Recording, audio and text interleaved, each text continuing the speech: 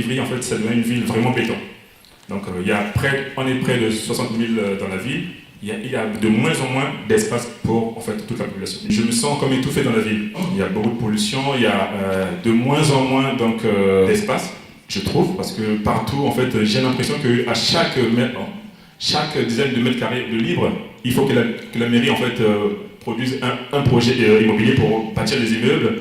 Comment donner envie aux investisseurs pour venir investir chez nous? Comment donner envie aux entrepreneurs de venir ouvrir leur start-up ou leur entreprise chez nous pour justement dynamiser cette ville. Et ça, c'est quelque chose de très important. Si on veut que la ville se développe, il faut vraiment travailler les services, mais en tout cas, donner envie de consommer dans la ville et rester dans la ville. Parce qu'aujourd'hui, Ivry, c'est là où je dors. Ce que j'ai pas trouvé terrible, en fin de compte, c'est cette avenue qui vous emmène directement à votre mairie, où j'avais dénombré une vingtaine de magasins, des restaurants, des boutiques qui sont fermés. Et je me dis, est-ce qu'il y aurait peut-être moyen de donner une impulsion, de permettre à des jeunes, parce que vous parlez de développement, à des familles de s'installer, d'ouvrir un commerce, moyennant pas de charges, des choses comme ça. L'entrepreneuriat, c'est bien.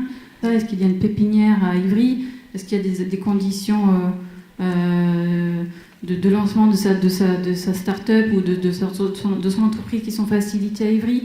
Est-ce que les jeunes ont connaissance au final des opportunités qu'ils peuvent avoir à Ivry?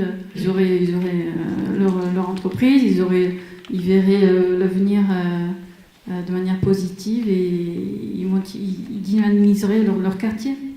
Moi, vraiment, mon rêve, ce serait qu'Ivry, ce soit la ville parfaite qui montre que c'est possible de vivre avec des communautés plus pauvres, moyennes. Effectivement, le risque qu'il y ait trop de riches qui viennent sur Ivry et puis du coup que les pauvres soient vraiment très très loin. Mais après, pour ça, il faut que les moyennes classes puissent aussi accepter les pauvres. Et accepter les pauvres, ça veut dire faire des rencontres, évidemment par les écoles, par les enfants, quand ils font des choses ensemble, par le sport. C'est comme ça que toutes les classes peuvent se rencontrer, parce que là, il n'y a plus trop de classes. La mixité sociale, c'est très bien, mais il ne faut pas qu'il y ait aussi de la ghettoisation derrière. Chacun reste dans sa communauté. Donc je pense qu'autour de ça, il faudrait réfléchir et à multiplier des projets fédérateurs de la ville. S'il y a de la volonté politique des politiques qui sachent fédérer autour des projets d'aménagement, mais autres aussi, ça va inciter les gens à participer en tout cas au quotidien, à la vie quotidienne de la ville et donc au développement de la ville.